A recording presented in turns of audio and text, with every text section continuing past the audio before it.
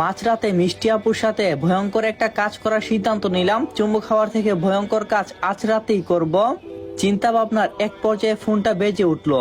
স্ক্রিনে তাকিয়ে দেখলাম মিষ্টি আপু কল দিয়েছে। মিষ্টিকে আপু বলছি কারণ মিষ্টি আমার চেয়ে এক বেশ সিনিয়র। রিসিভ করতেই ফোনের ওই পাশ থেকে রাগী হুঙ্কার বেশি আসলো, এই পিসি বাসা কই তুই?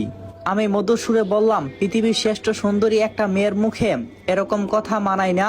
আর হ্যাঁ, আমি পিসি না, কলেজে পড়ি।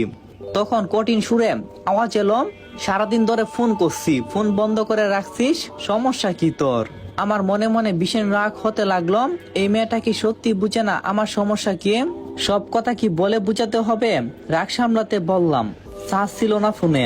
তখন ওই পাশ থেকে মিষ্টি বলল, আজ আমায় দেখতে আসবে? এটা তুই জানিস না তোকে কাল কতবার বললাম আসার জন্য, আসলি না? তার উপর আবার সারাদিন ফোনটা বন্ধ করে রাখছিস। তোর হাতে আর মাত্র 15 মিনিট সময় আছে, এর মধ্যে তোকে আমার সামনে দেখতে চাই। এতটুকু বলে মিষ্টি আপু ফোনটা কেটে দিল। আমি মাঝ রাস্তায় যেন মূর্তির মতো দাঁড়িয়ে রইলাম। সৃষ্টিকর্তা এই মেয়েটাকে রূপ আর রাগ দুইটাই দিয়েছে বললে ভুল হবে, উপর করে ঢেলে দিয়েছে। 15 মিনিটের মধ্যে ও সামনে না গেলে আমার কপালে ভয়ঙ্কর কিছু অপেক্ষা করছে, সেটা আমি খুব ভালো করে বুঝতে পারছি। পরিস্থিতির আগে আমাকে সেখানে দৌড়ে পৌঁছাতে হবে, তাই দৌড় লাগালাম। কিন্তু আজকে যেন রাস্তা শেষ হচ্ছে না। আমি পৌঁছাতে অনেক লেট হয়ে যায়। ছেলেপক্ষ দেখতে এসেছে। ছেলেটা মিষ্টি আপুর কলেজের লেকচারার। আমি সেখানে পৌঁছে শুনি বিয়ে নাকি ঠিক হয়ে গেছে, কারণ মিষ্টি আপুর সাথে ওই লেকচারের আগে থেকে পরিচয় ছিল।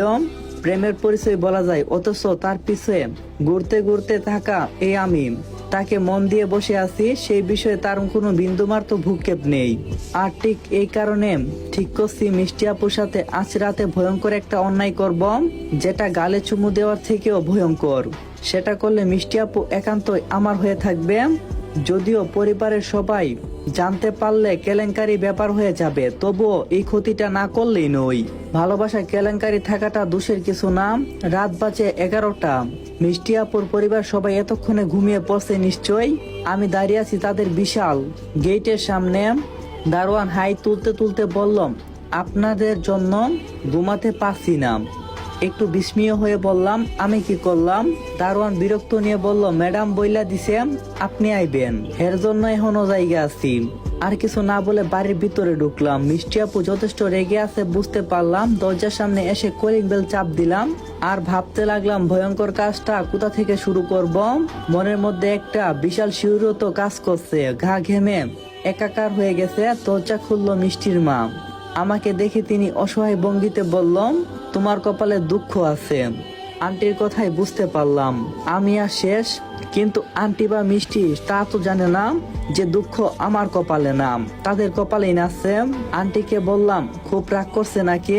উনি গম্ভীর সুরে বললাম, যা কিছু হয়ে গেল রেগেই তো থাকবে তাই না?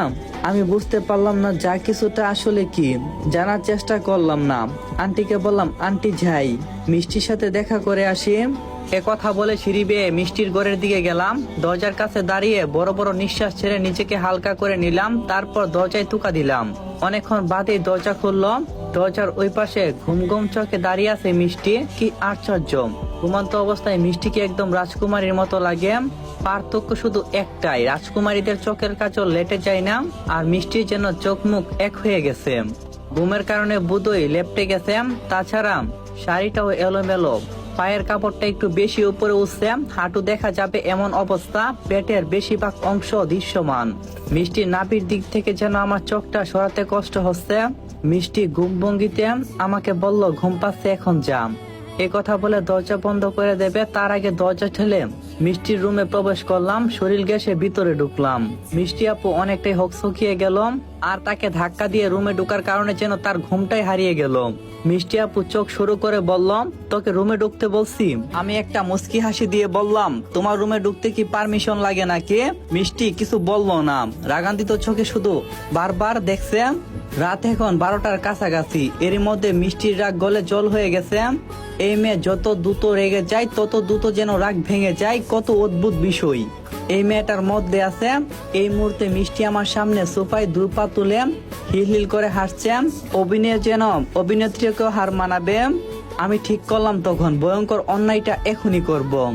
এক পা দু পা করে মিষ্টির কাছে এসে দাঁড়ালাম। মিষ্টি হাসি থামিয়ে বলল, কি হলো, থামলি কেন? তখন আমি বললাম, মিষ্টি আপু, আমি তোমার সাথে ভয়ঙ্কর একটা অন্যায় করব। মিষ্টি আপুর ঠোঁটে এখনো হাসি লেগে আছে, সে এখনো বুঝতে পারছে না আমি কোন অন্যায়ের কথা বলছি। তখন মিষ্টি বলল, কি অন্যায়? তখন আমি মিষ্টি আপুর অনেক কাছাকাছি এসে দাঁড়ালাম, ওর ডান হাতে আমার হাত রাখলাম, বললাম, অনেক অপেক্ষা করছি, আর সম্ভব না, তোমাকে নিজের করে নিতে হবে, এই অন্যায়টা আমাকে করতেই হবে। এই কথা বলে মিষ্টি আপুর কোমরে হাত রাখলাম, মুহূর্তে আমার সারা শরীরটা যেন শিউরে উঠল। তখন আচমকিত যে ব্যাপারটা ঘটলো তা দেখে যেন আমি বেশ চমকে গেলাম। আর সেটা জানতে হলে গল্পের সাথেই থাকেন। দেখা হবে পরবর্তী পর্বে। ভালো থাকবেন, নিজেকে খেয়াল রাখবেন। আল্লাহ হাফেজ।